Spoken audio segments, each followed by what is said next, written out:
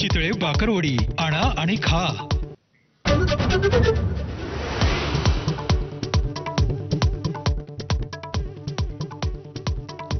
अमित शाह म्हणजे अहमद शाह अब्दालीचे वारसदार, नवाब शरीफचा केक खाणारी औलाद, उद्धव ठाकरेंचा हल्लाबोल, भाजपनं सत्ता जिहादचा हत्यारूप असल्याचा आरोप।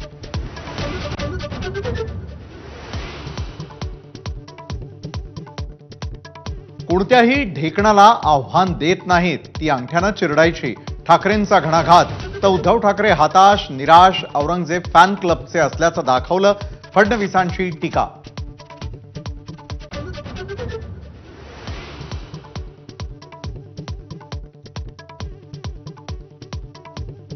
वसुली प्रकरणामध्ये सचिन वाझेकडून नवा गौप्यस्फोट, वाझेंनी घेतलं अनिल देशमुखांसह जयंत पाटलांचं नाव, म्हणाले देशमुख पीएच्या माध्यमातून पैसे घेत होते।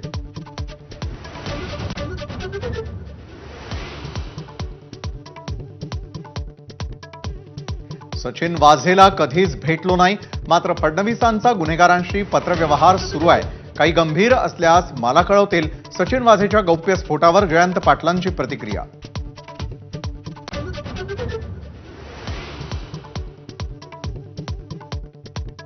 अनिल देशमुखांनी सचिन वाझेचे आरोप फेटाळले, माझे विश्वास ठेवण्यालायक नसल्याचं हायकोर्टानं म्हटल्याचा दिला दाखला, फडणवीसांची चाल असल्याचाही आरोप।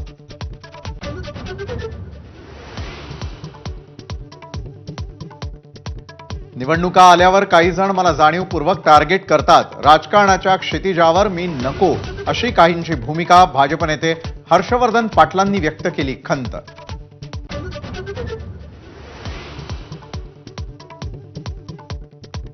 शरद पवार मुख्यमंत्र्यांच्या बैठकीमध्ये अदानी कंपनीचे 2 अधिकारी बैठकीला उपस्थित असल्याची सूत्रांची माहिती, तर आमची बैठक झाल्यावर अदानींचे अधिकारी आले असावेत, शरद पवारांची एबीपी माझाला माहिती।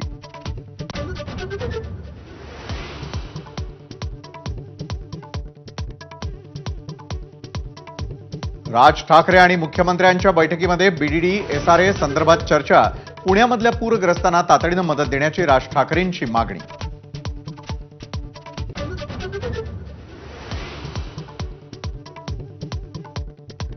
अब्दुल सत्तारांना संभाजीनगरचं पालकमंत्री पद दिल्यानं आमदार शिरसाट नाराज, सिल्लोडमधील मुख्यमंत्र्यांच्या कार्यक्रमालाही गैरहजर।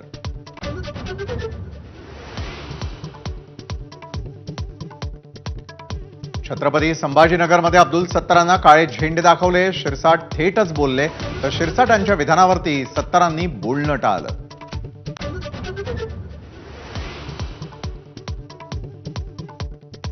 पुणे, कोल्हापूर आणि साताऱ्यामध्ये काँग्रेसचं टोल विरोधी आंदोलन, सतेज पाटील, पृथ्वीराज चव्हाण, विश्वजीत कदम रस्त्यावर।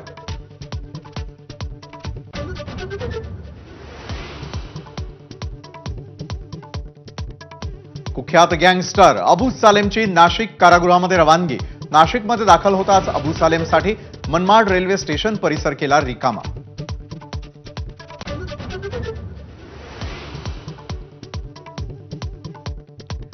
राज्यात अनेक भागात पावसाचं धुमशान, नंदुरबारमधील चांद शैली घाटामध्ये दरड कोसळली, तर नाशकात अंबिका नदीच्या पुरामध्ये ट्रक वाहून गेल्याची घटना।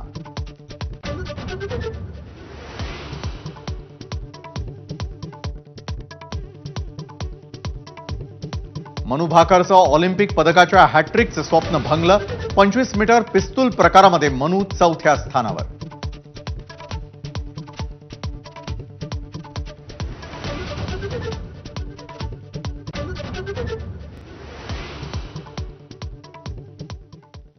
नमस्कार, महाराष्ट्र देशामध्ये मी विशाल पाटील आपल्या सगळ्यांचं स्वागत करतो आणि